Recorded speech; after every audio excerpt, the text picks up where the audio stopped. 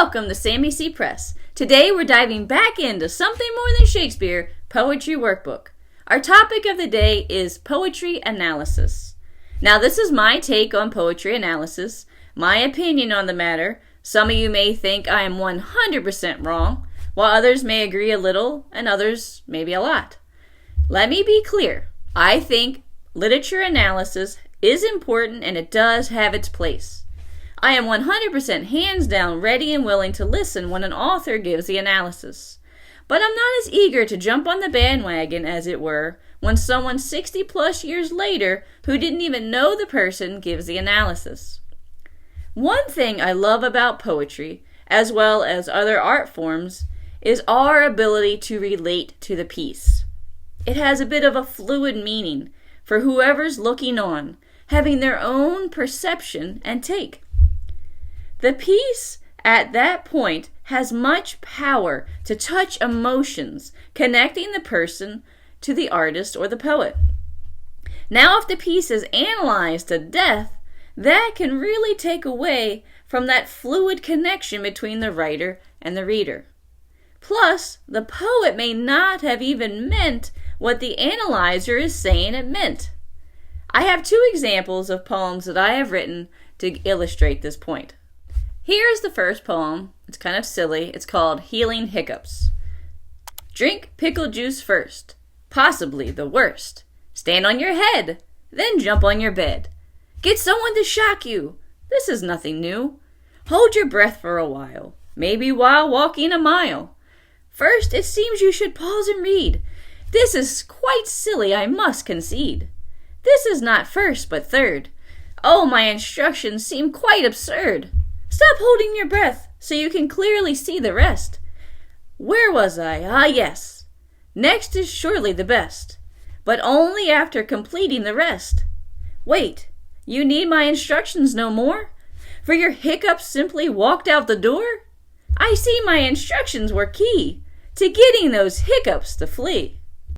Now, obviously, this is a silly poem. I wrote the poem with the thought in mind of illustrating over-analysis. It is simply an expression that everyone has an opinion, especially in the case of hiccups. Generally, hiccups are brief and will pass on their own without all the interesting ways people come up with to get rid of them. But if someone were to read this 60 years from now and didn't know my intention, they might come up with something like this.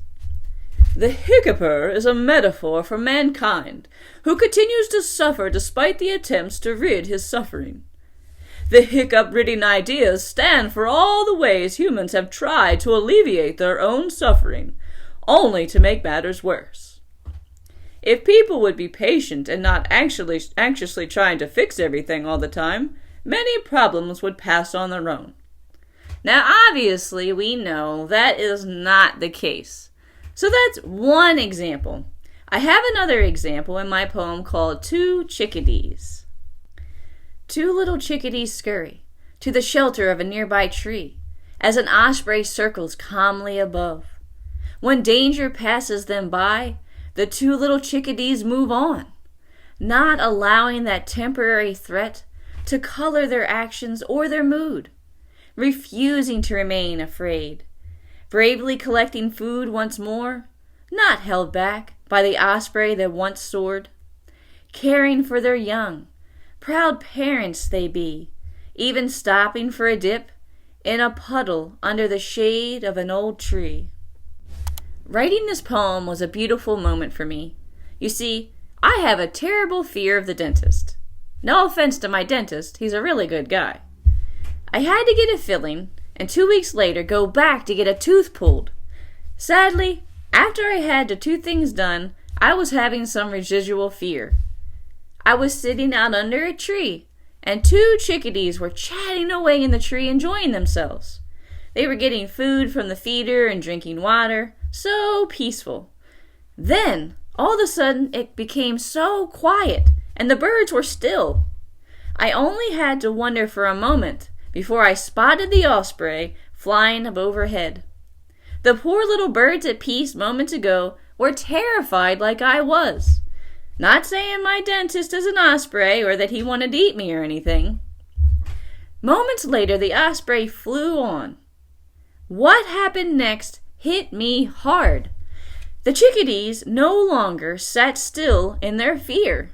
No, they were back out enjoying good conversation, food, and playing in the bird bath. At that moment, I saw a vital lesson. I refused to allow myself to be upset or allow that fear to keep hold of me. I moved forward like those brave little chickadees. So 60 plus years from now, I don't think the analyzer would know that I came up with all that background and meaning that I put into the poem many years earlier. I am sure the osprey would be a metaphor for something not even close to a dentist. Not that it was a metaphor in my poem. Another thing I have found to be true in the case of analyzing is poetry can touch deep emotions, ones we may be avoiding or repressing, and simply do not even realize are there. So, when reading back through our poetry, we may find that there was some type of allegory, or even the use of metaphors unintentionally. Other times, it's just something to be enjoyed and not analyzed. That is my rant about poetry analysis. Again, that is my opinion. I'm not saying it's fact. It's just what my thoughts are. Hope you enjoyed, and until next time.